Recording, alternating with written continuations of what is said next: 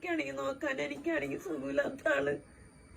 എങ്ങനെയെങ്കിലും എന്റെ മോനെ രക്ഷപ്പെടുത്തിയെടുത്താൽ മതി. ഓപ്പറേഷൻ കഴിഞ്ഞ റബ്ബേ.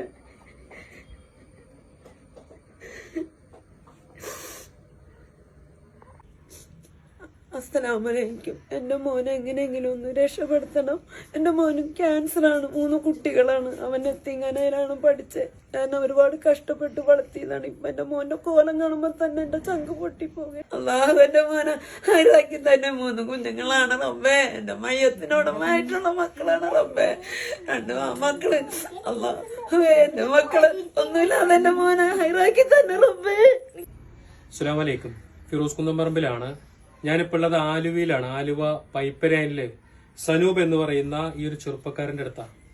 അദ്ദേഹത്തിന്റെ വായക്കകത്ത് ക്യാൻസർ ബാധിച്ചിട്ട് വല്ലാത്തൊരവസ്ഥയിലാണ്. നിങ്ങൾ കണ്ടില്ലേ, ഭക്ഷണം കഴിക്കാൻ പോലും കഴിയാതെ പാലിനകത്ത് റസ്ക് കലർത്തി അത് പെയിൻ കില്ലർ കഴിച്ച് വായയുടെ വേദന മാറ്റിയതിനു ശേഷം അതിനെ വായ്ക്കകത്തേക്ക് ഒഴിച്ച് അങ്ങനെ ഭക്ഷണം കഴിച്ചു പോകുന്ന ഒരു മനുഷ്യൻ. 1 വർഷമായിട്ട് ഭക്ഷണം കഴിക്കാൻ കഴിയാതെ ഈ പറയുന്ന രൂപത്തിൽ ഭക്ഷണം കഴിക്കുമ്പോൾ ഡോക്ടർ അദ്ദേഹത്തോട് പറഞ്ഞിട്ടുള്ളത് ഈ ഭാഗം മുഴുവൻ എടുത്തു മാറ്റാനാണ്. ഈ താടിയുടെ ഈ സൈഡ് മുഴുവൻ എടുത്ത് കളയണം. അദ്ദേഹത്തിന്റെ താടിയെല്ല് എടുത്തു കളയണം. അതുപോലെ തന്നെ മുകളിലെ പല്ലിന്റെ ഭാഗം മുഴുവൻ എടുത്തു മാറ്റണം. എന്നിട്ട് അദ്ദേഹത്തിന്റെ തുടയിൽ നിന്നും ദശയും അതുപോലെ തന്നെ സ്കിന്നും എടുത്ത് ഈ ഭാഗം കവർ ചെയ്യണം. ഒരു മനുഷ്യന്റെ ദയനീയമായ ഒരവസ്ഥയാണ്. 5,10,000 രൂപയാണ് 10 ദിവസത്തെ അഡ്മിറ്റിനും ഈ സർജറിക്കും വേണ്ടി ആ കുടുംബത്തോട് അവർ പറഞ്ഞിട്ടുള്ളത്. 10 പൈസ ഇവരുടെ കയ്യിലില്ല എന്നുള്ളതാണ്. കാരണം ഈ ഉമ്മാക്ക് 3 മക്കളിൽ സനൂപ് പഠിച്ചത് ദാറുൽ ഉലൂം ദാറുൽ ഉലൂം എന്ന് പറയുന്ന യത്തീംഖാനയിലാണ് പഠിച്ചത്. ആ യത്തീംഖാനയിൽ പഠിച്ചു വളർന്ന ഈ മകന് അദ്ദേഹത്തിന്റെ ഭാര്യയാണ് എന്റെ പുറകെ നിൽക്കുന്നത്. ഭാര്യയ്ക്കും ആരുമില്ല, കുടുംബക്കാരും. ഈ 3 മക്കളെയും കൊണ്ട് എങ്ങനെ ജീവിക്കണം, എങ്ങനെ മുന്നോട്ട് പോകണം എന്നറിയാതെ പുറമ്പോക്ക് സ്ഥലമാണ് അവര് താമസിക്കുന്ന ഈ വീട്. പുറമ്പോക്ക് സ്ഥലമാണ്. ആ പുറമ്പോക്ക് സ്ഥലത്തെ ഈ വീട്ടിൽ താമസിക്കുന്ന ഈ ഒരു കുടുംബത്തിന് സഹായിക്കാൻ നമ്മളല്ലാതെ വേറെ ആരുമില്ല. 5 ലക്ഷം രൂപയുള്ളൂ. സാധാരണ ഏതെങ്കിലുമൊക്കെ രോഗിയുടെ ബാലൻസ് വന്നാൽ ഞാൻ അത് എടുത്ത് കൊടുത്ത് ഇവരുടെ പ്രശ്നങ്ങൾ തീർക്കും. നമ്മുടെ കയ്യിൽ ഇപ്പോൾ ബാലൻസ് ഇല്ല. അതുകൊണ്ട് മാത്രമാണ് നിങ്ങളുടെ മുന്നിലേക്ക് എത്തിയിട്ടുള്ളത്.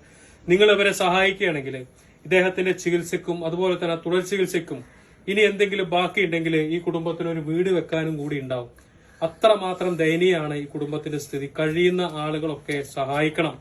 ആരുടെ അക്കൗണ്ട് നമ്പറാണ്? ഇവർക്ക് അക്കൗണ്ട് നമ്പർ ഉണ്ടോ? സനൂപിന്റെ അക്കൗണ്ട് നമ്പർ തന്നെ ഇതിന്റെ മുകളിൽ വെക്കുന്നുണ്ട്.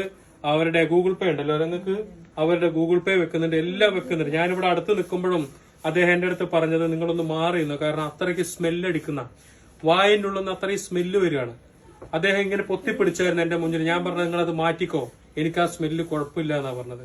ഏത് നേരവും വായന്റെ ഉള്ളിൽ നിന്ന് ചലവും ചോരയും ഇങ്ങനെ വന്നുകൊണ്ടിരിക്കുക. ആ കയ്യിലെ ടവല് കൊണ്ട് അതിങ്ങനെ തുടച്ചു മാറ്റുകയാണ്. ഒരു മനുഷ്യന്റെ ഇത്രയും ദയനീയമായി ജീവിക്കുന്ന ഒരു മനുഷ്യന്റെ അവസ്ഥ. ഇനി കുറച്ചുകൂടി മുന്നോട്ട് പോയാൽ ഈ ഭാഗത്തേക്ക് മുഴുവൻ ക്യാൻസർ കാർന്ന് തിന്ന് ഒരു പക്ഷേ ജീവൻ തന്നെ ഇല്ലാതാവുന്നൊരവസ്ഥ.